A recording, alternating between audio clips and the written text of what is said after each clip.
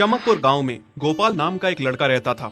उसकी सौतेली माँ और बाप ने उसे घर से निकाल दिया था। उसकी सौतेली माँ ने सब कुछ अपने और अपने बच्चों के नाम पे कर रखा था और गोपाल को हिस्से के नाम पे 3 गायें दे रखी थी। गोपाल पढ़ा लिखा तो बहुत था, पर नौकरी ना मिलने के कारण उसने सोच लिया था कि वो अब उन तीनों गायें की खूब देख रेख करके उनसे जो दूध मिलेगा उसे बेच के अपना कारोबार चलाएगा। अब मैं बिल्कुल अकेला हो गया हूँ। गौ माता, तुम तीनों के अलावा मेरा अब कोई भी नहीं है। बस मेरा घर चलाने के लिए तुम तीनों को मेरी मदद करनी होगी। तीनों गायें बहुत ही हट्टी कट्टी और जवान थीं और रिश्ते में भी एक दूसरे की बहनें लगती थीं। चंपा, चमेली और मैना। मैना सबसे बड़ी और समझदार गाय थी। चंपा गर्भवती थी और चमेली को अभी अभी बच्चा हुआ था। वो दूध दे रही थी, जिसके दूध को बेच के गोपाल का थोड़ा बहुत घर चल रहा था। पर गोपाल को अब चंपा और मैना पे पूरा भरोसा था कि जब उनका बच्चा हो जाएगा तो वो खूब दूध देने लगेंगी और जिससे उसका कारोबार अच्छे से सेट हो जाएगा। देखा चमेली बहन, हमारे मालिक को कितनी उम्मीदें हैं हम तीनों से। हाँ चंपा, सुना मैंने, मालिक ने हमसे कितनी सारी उम्मीदें लगा रखी हैं। और उम्मीद रखे भी क्यों ना, कितना समय खर्च करते हैं मालिक हम पे और कितनी सेवा करते हैं हमारी, कितना खिलाते पिलाते हैं हमें। और फिर हम मालिक की उम्मीदों पे खरा ना उतरेंगी तो धिक्कार है हमारी जिंदगी पर। सही कह रही हो बहन तुम। चलो हम तो मालिक के लिए कुछ ना कुछ कर ही लेंगे। तुमने बच्चा दे दिया है, दूध भी दे रही हो, मैं भी गर्भवती हूँ। थोड़े दिनों में मैं भी बच्चे को जन्म दे दूंगी, फिर दूध भी देने लगूंगी।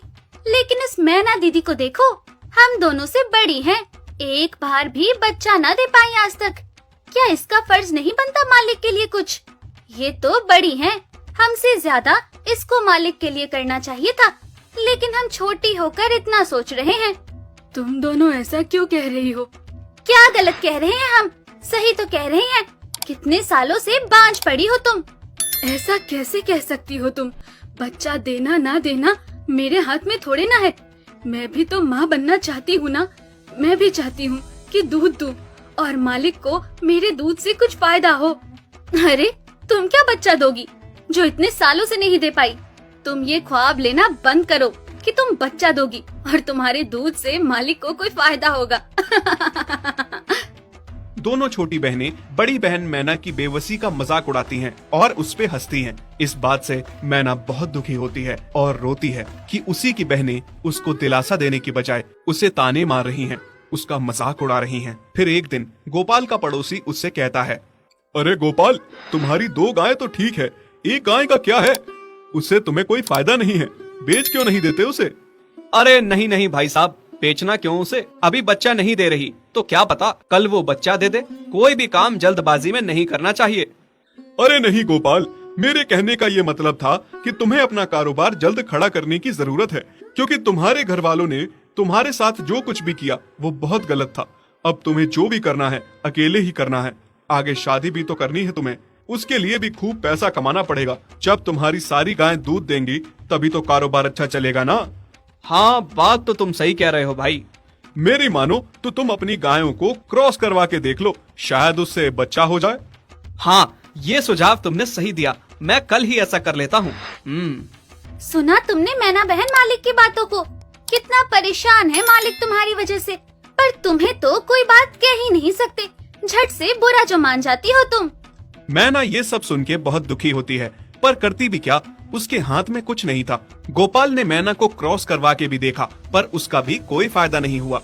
गोपाल, जो सुझाव मैंने तुम्हें दिया था, क्या वो तुमने आजमाया?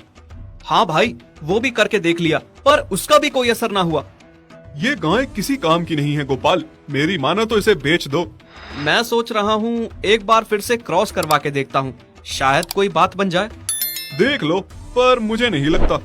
देखा, इन लोगों को भी पता चल गया, तुम बच्चा नहीं दे सकती, तुम बांझ ही रहोगी।